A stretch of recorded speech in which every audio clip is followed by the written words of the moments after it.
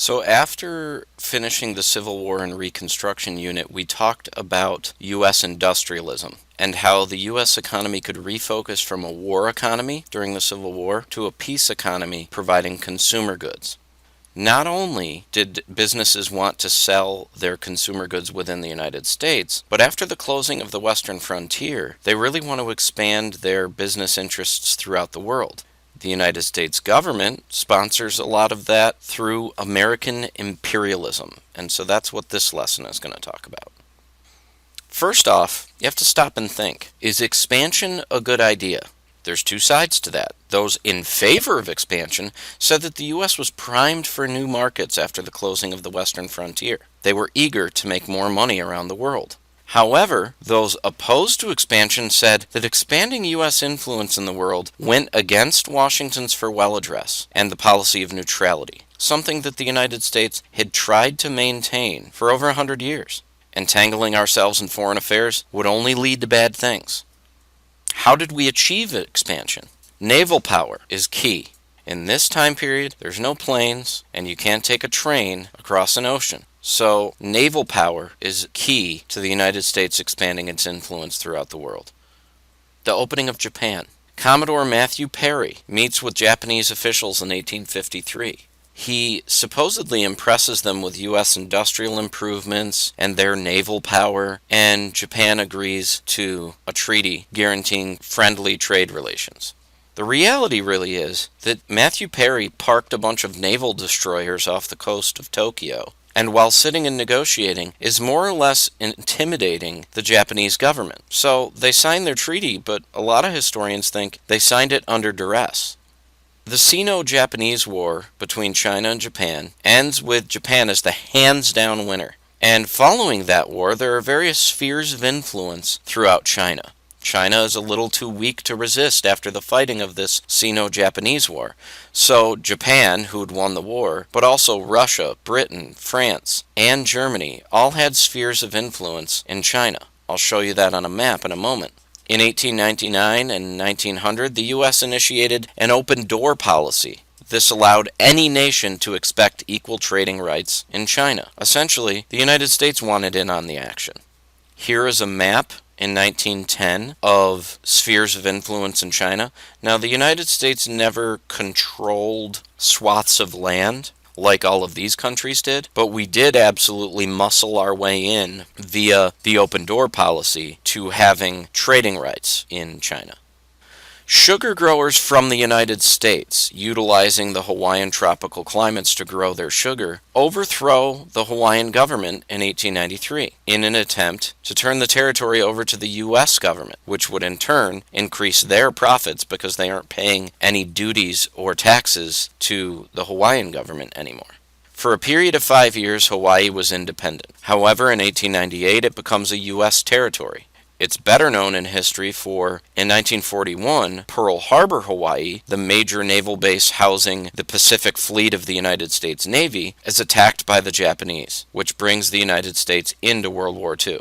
And in 1959, Hawaii becomes a state. But the important part of our study of American imperialism is that Hawaii was its own entity, allowing U.S. sugar growers to utilize Hawaiian property, and those U.S. sugar growers overthrew the government to make more profit. This is all part of American influence expanding in the world.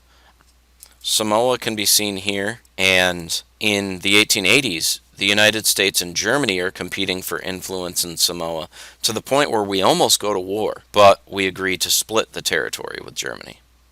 The single most significant part of this lesson is the Spanish-American War. And there are these three terms on this slide that are important, and there's more to come. But I can't stress enough how important it is to know the play-by-play of the Spanish-American War.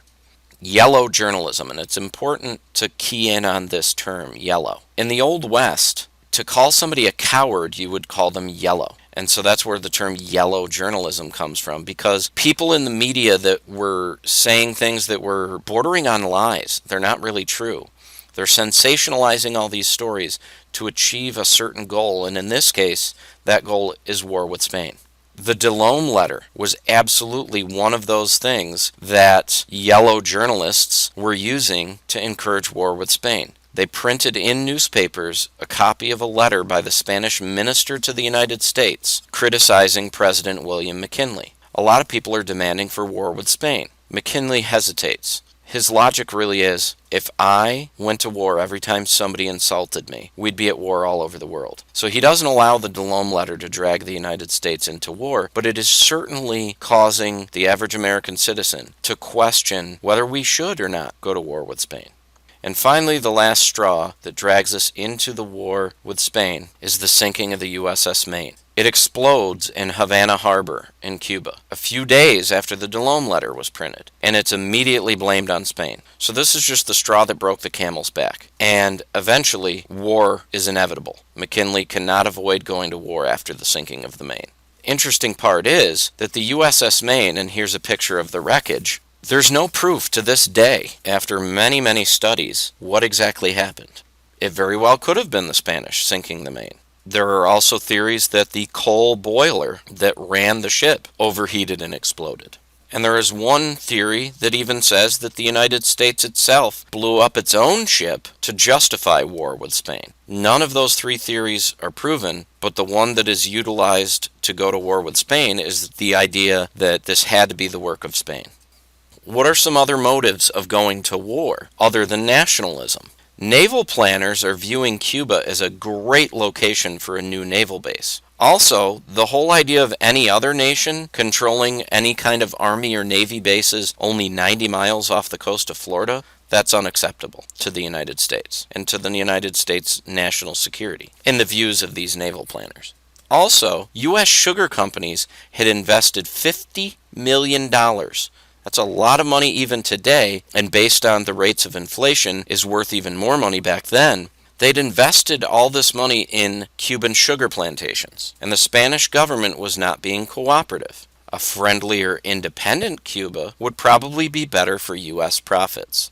Does it sound familiar? To Hawaii, sugar is involved, and the profits from the growing of sugar. So one of the motivations for gaining Cuban independence was so that U.S. companies could enjoy more profits in the sugar industry.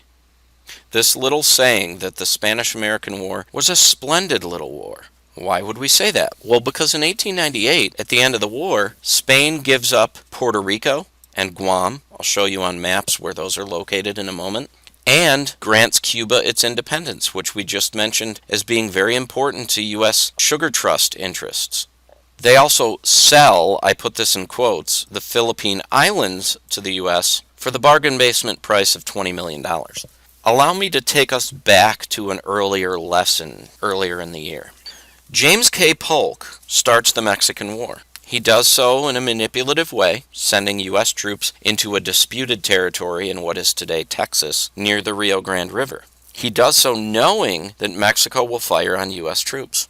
Once the war is over, we gain the Mexican cession, which is most of the southwest United States today. And they pay only $15 million for it. But there is a chapter in Howard Zinn's A People's History of the United States that is titled, "We Take Nothing by Conquest, Thank God." And it's really a way for U.S. government officials to justify the unjust war against Mexico by saying, well, we paid them for the land in the end, so it's not immoral. Well, the same can be said here. At the end of the Spanish-American War, the Philippine Islands are sold to the U.S. for the bargain basement price of $20 million. The motivation here is the same. U.S. expansion for cheap prices. The Platt Amendment in 1901 followed 3 years later, and Cuba had to lease a naval base to the United States as part of this treaty. They could not allow any other nation to acquire Cuban territory but the United States, and Cuba had to allow the U.S. to intervene in their affairs whenever U.S. citizens were threatened. That's a pretty generous agreement with the United States, and that is really due to the sugar industry in Cuba, as well as the interest in having a naval base in Cuba. So quite a bit of the motivation for the Spanish-American War was to gain territory, to gain naval bases, so that we could have an influence throughout the world that would allow U.S. companies to make more money. Here's a map. Puerto Rico, which is located here outside of the Gulf of Mexico to the east of Cuba, And here is a zoomed in map of Puerto Rico. Capital city of San Juan right here on the northern coast. And then here are the Philippines, which we bought for $20 million. Guam, which was given to the United States. We already controlled American Samoa out here. Hawaii off the map out here. So we're gaining influence throughout the Caribbean and throughout the Pacific. The Roosevelt Corollary. The word corollary really means in addition to, and this was in addition to the Monroe Doctrine. Roosevelt believed that Spain and any other nation threatened U.S. security by controlling parts of Latin America. So in his opinion, that violated the Monroe Doctrine. He used this reasoning to justify intervening in Latin American affairs, and that gets the title the Roosevelt Corollary. The best example of this is when the U.S. sponsors an uprising in Panama for the sole purpose of constructing the Panama Canal.